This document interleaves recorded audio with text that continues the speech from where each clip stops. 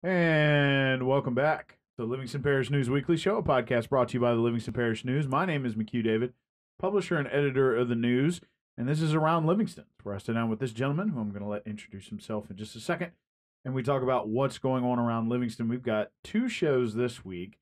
If you're watching on Wednesday, that means you're watching election coverage, and that's what we're talking about today. Specifically, the local stuff and how things panned out here locally for some statewide event. So, sir, please take a minute to introduce yourself. Yeah, this is David Gray, news writer with the Livingston Parish News. And I've already introduced myself, so we are going to jump right on into it. And first, let's talk about, we're not going to get into the amendments today. We're only talking about local races and some state races that, excuse me, some local races that had some statewide implications. So first, let's talk about Senator. Pretty impressive win here for John Kennedy, taking 83% of the vote, and of course, statewide just completely eliminated the runoff. Yeah, there was no need for that. He got 62% of the statewide vote, I believe, and yeah, like you said, it was in the 80s in Livingston Parish, which is pretty unsurprising. Given that he is a very staunch Republican, and some of his biggest challengers were two Democrats, and usually in these statewide elections, Livingston Parish has historically voted Republican, so there wasn't really much of a surprise there, but. Just a couple of interesting notes. Gary Chambers, the man who got kind of famous this year whenever he had the legalizing marijuana commercial where he was smoking a blunt on TV. He finished second in the race with 18% of the vote in Livingston statewide, and then Luke Mixon, who was the other Democrat challenger who actually received Governor Edwards' endorsement, I believe, earlier this year. He finished third, but no other challenger got more than 2% of the vote across the state. So yeah, I mean, it was a pretty smooth sailing for John Kennedy for his second term. And kind of interesting, 12% was what they drew in terms of Democratic vote here in Livingston Parish. That's very interesting. Between that and John Kennedy pulling 83%, 5% was separated among the rest of the challengers. Of course, Garrett Graves continues to be very popular here in Livingston Parish. Tell us a little bit about that race, and of course, he will cruise with another landslide victory, even across the district. I believe he still got over 80%. Yeah, across he got 80% across the state, and in Livingston Parish he got 87%, which is actually the third straight election in Livingston Parish that Graves has received 87% of Livingston Parish votes. So yeah, he has been as popular as you can be in the last. This is his fifth term, so over the last 8, 9, 10 years, and I believe no one in 2016 he got 77% of the vote. I read. So I mean, Livingston Parish Graves is pretty popular, and a lot of that is, especially recently, is from the work that he has done to sort of help the parish recover from the flood. This year we've had two ribbon cutting ceremonies for two schools that were damaged, or well, I guess technically three schools: Denham Elementary and the two Southside schools. And Graves was instrumental in getting and securing funding for both of those. And then, of course, the duplication of benefits fiasco, as he calls it. He was big in getting that addressed, and there are still some more laws that he's working to get passed to get even more money to the hands of people who are still recovering from the flood. So it was not surprising that Garrett Graves won across the states, and specifically that he had such favor in Livingston Parish. Sure. So moving into, let's talk about the school board. We had local. Let's get local. And we had 4 seats up for grabs. Yes. District 4, which is going to be in your Denham area. District 7, which I believe is French Settlement, Springfield, Maurepas area. There you go. And District 8. Oh, no, excuse me. District 7 is the Walker area. District 8, Springfield, Maurepas, French Settlement area. District 9, Albany area. We got it eventually. There we go. There you go. We got circle back around on it. I've had a lot of numbers in my mind the last 12 Right. hours, so it's been kind of hard to keep track of them all. But those are your yes, those are your districts. Yeah, it took polls closed at 8 p.m. And of Hmm. course, by law, anyone who's still in line at 8 p.m. is allowed to vote. And it was about 9:45 before all precincts were in. Oh no, it was 9:56 Gotcha. because our print deadline was 10 p.m. You Yes. didn't make that. I don't think you made that. Maybe you. I missed it by 2 minutes. Okay, yeah, no, it was not. It was after 9:55. I can't remember exactly what time because for a good 15, 20 minutes we had 4 precincts that still had not reported. So Which were mostly in the Killian area. yeah, so yeah, it was a very long night with a lot of numbers, but there we go. We got the district straight. So we had 4 districts. Mhm. We just discussed them that were up for election and for the school board, and kind of interesting. 3 out of 4 new members. Yes. Now one was One was going to be a new member anyway. regard. Yes. Actually, 2 of them. Excuse me. Yeah, 2, District 2. 7 and District 8 were going to be a new member regardless. Yes. But District 4, your incumbent one, and District 9, the challenger one. Yes. So let's start with District 4. Brad Harris. I don't know why I gave his name. It's Brad Harris. Defeated Jeff Pendergrass 56-44 Yes. in terms of percentage. Yeah, that was pretty. That was it. This is the second term that Mr. Harris won. This was on just under a 42% turnout. So that's kind of the theme with a lot of these school board elections. There wasn't none of them had more than none of them reached 50% turnout. That's for sure. I can't remember exactly. Yeah, less than 45 for each school board race. But yeah, Mr. Harris got 56% of the vote, and that was kind of the same for the District 7 race, so we could get into that one. Those races were pretty similar, and Miss Caitlin Lockhart Cockerham got 55% of the vote versus her opponent Ryan Pope, who got 44% of the vote, and they had a 43% turnout, or just under that. District 8 was the close race. The only 101 votes separated the two, and it was less than a 2% difference. Ron McMorris, a local businessman, he was the one who emerged victorious in that race. He was going against Monica Sullivan, who was a longtime educator, worked for more than 25 years in the school system. Very close race. And then I want to touch on that for a second, because the interesting thing about that District 8 race, highest turnout in the parish by voter. Almost. Yeah. Oh, wait, that was a 50. Okay, yes, that was a 50 or just under or 51% turnout. Yeah, so I was wrong. Yeah, they had one that reached 50%. Yeah, that one, roughly 1 in 2 registered voters in that area went out to vote. So clearly, those folks were looking for a little bit of change on their seat. Of course, that seat had been handled by Frank Perino. And there's been some, I guess you could call it issues or instability, kind of, because Mr. Frank Perino resigned earlier this year. Health issues, that sort of thing, and his seat was taken over by Norm Piku, who's done a good job, since he got in. He's only been in for a few months, and he announced earlier whenever he got in that he had no intention of running, which was one of the reasons why he was selected, because you don't really want to give someone that, unfair advantage to kind of be in there already. People of District 8 must have been ready to for a new voice that seemed eager and up for the challenge, and both candidates did appear to be that way. They both appeared to be eager and up for the challenge. But like I said, Mr. McMorris got just over 100 more votes, less than 2% difference. So it shows that it could have gone either way. It could have. Yeah, it was 101 votes was the difference. Yeah. So yeah, as you were saying, getting into District 9, turnout here was 44%, but this was one of the ones where the incumbent couldn't hold on to the seat. Yeah, no, this one was the most lopsided one of the 4 races.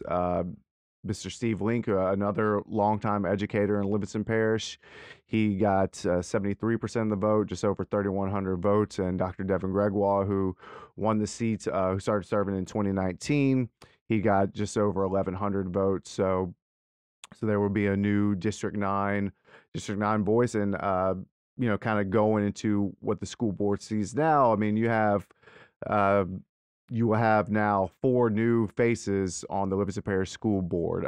5 incumbents: Mr. Cecil Harris, Bradley Harris, Kelly Dickerson. I know I'm forgetting someone: Brad Sharp, and then Jeffrey Cox.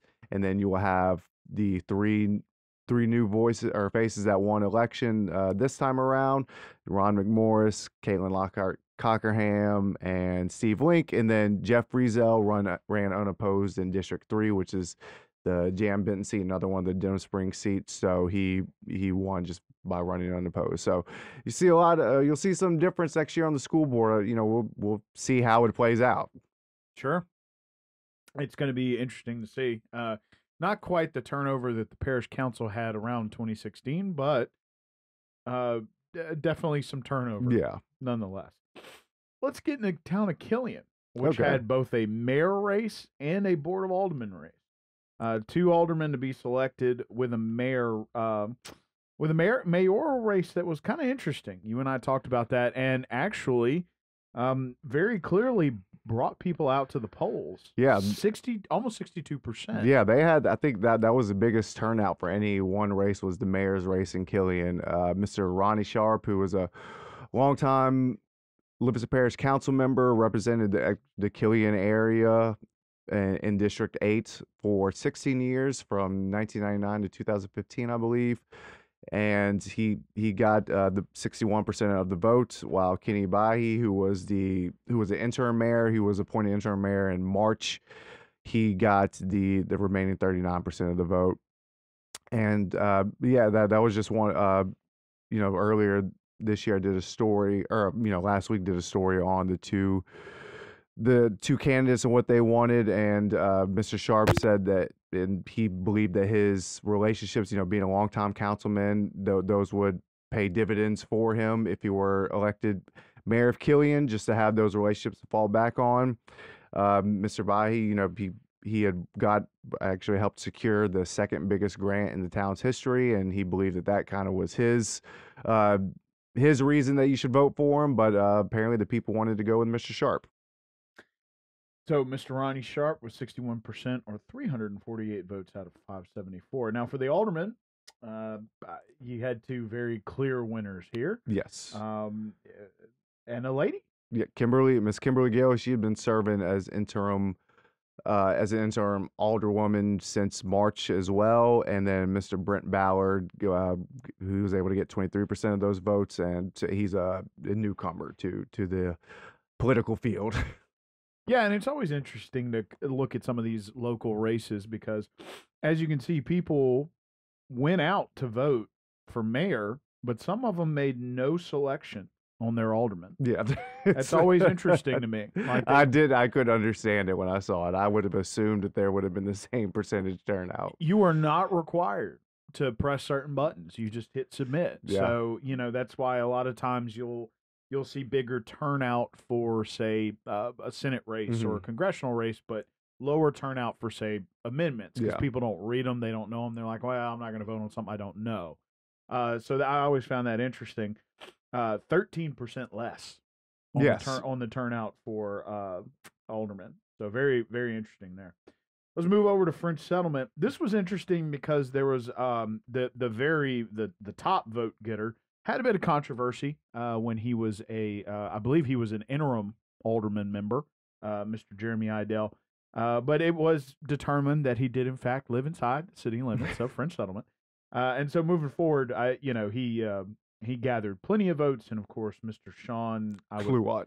Thank you. I knew a family when I went to school where their last name was Kluwat, so I saw that. I was like, okay, at least I can pronounce that one, because some of these other ones you can't pronounce. Yeah, well, thank you for that, because I was about to butcher it. So go ahead and tell us a little bit about that. Again, another big turnout there, 56%. Yeah. No, I mean they made their voices heard in that one. And yeah, Mr. Idell, I believe he had been serving also as interim mayor some this year. And he's a local sports clips owner, has a bunch of franchises in the Baton Rouge area. And Mr. Kluwat, a Democrat, won. So that was kind of an interesting turn, because you usually don't see that many Democrats win in Livingston Parish. Maybe I'm just thinking of the old Livingston Parish. I don't know, but as you'll see in the next race, that's not what happens. So. Right. So moving in, City of Denham Springs, Mhm. kind of unfortunate low turnout Yeah, considering, especially compared to, uh, excuse me, especially compared to the parish at large. 1 in 3, about yeah. 33% was the turnout. And as you said, you can go ahead and run it down, but the There Mr. was Ray five. Riley. Yeah, there was 6 candidates, 5 Republicans, 1 Democrat, 5 Republicans, one. That's your synopsis. But no, I mean everyone in this, everyone in this is qualified and had their own things they wanted to do, and the voters went with what those people were speaking for. Miss Amber Dugas, Jim Gilbert, Lori Lamb Williams, Robert Poole, and Jeff Wesley are your council members, all but Mr. Gilbert, our current council member, so they retained their seats. Miss Laura Schmidt, she did not elect to run this time for office. Like I said, Mr. Ray Riley, who has ran in the past, I know this is at least his second time running. He finished sixth, so he was the one person who did not get one of those seats. But yeah, these are 4-year seats, and as just a reminder, people, the Denham Springs Council, those are at-large seats, so there's no districts. You just vote for your top 5, Sure. and which is the same in the next town, Right. Albany. So we're moving over to Albany. Also, again, despite the fact, kind of interesting. So for school board, 44% turnout. For the council, 34. Yeah. 10% less. Yeah. So 10%. And you have a lot more voters in the school board than you would This is true. than you what you would think would make it harder to get more votes, I guess. But you never know how people what people's reasons for voting or wanting to get out to the polls. Sure. And so, yeah, getting into that. Because if you look at we'll talk about this later. Early voting was pretty. It was pretty good turnout for midterm elections. I believe it might have been the most that Livingston Parish has ever had for midterms. Yeah, it was a very good turnout, and we'll get to that right after we're done with this. So run us down on the town of Albany. So your 5 new council members: Jerry Glasscott, Peter, and this one, Onofre, Kimberly Stewart, Gerald Silly, and John Thomas. Those were the 5 who got the top 5 vote getters. Richard Herring and Melinda Zalson, they were the bottom 2 vote getters, and that was the biggest. You had 7 candidates for council in the town of Albany, so a lot of options for people. Yeah. So, congratulations to those folks that we discussed earlier, and we're not going to discuss the constitutional amendments. That was that'll be another conversation for another time. A lot of things going on there. We could spend an hour talking about those, but let's talk about early voting real quick before we get into excuse me. Before we get into our next podcast, we'll kind of wrap this one up.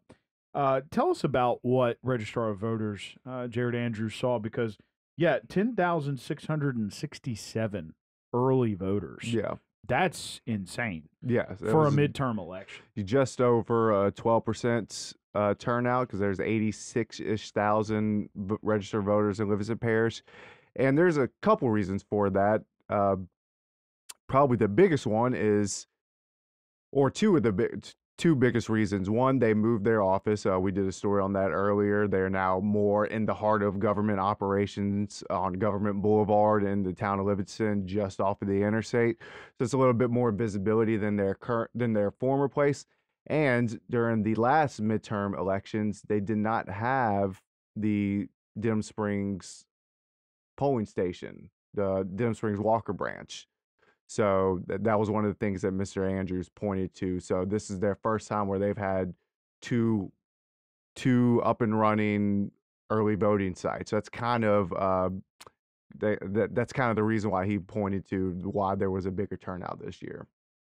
Well, and it makes sense, and obviously it's worked out. So going to be interesting to see in 2 years What It'll kind be a of lot. early voting turnout? Well, for the last election, it was I can't remember what the final figure was, but it was a record, and I imagine that record would just be broken again.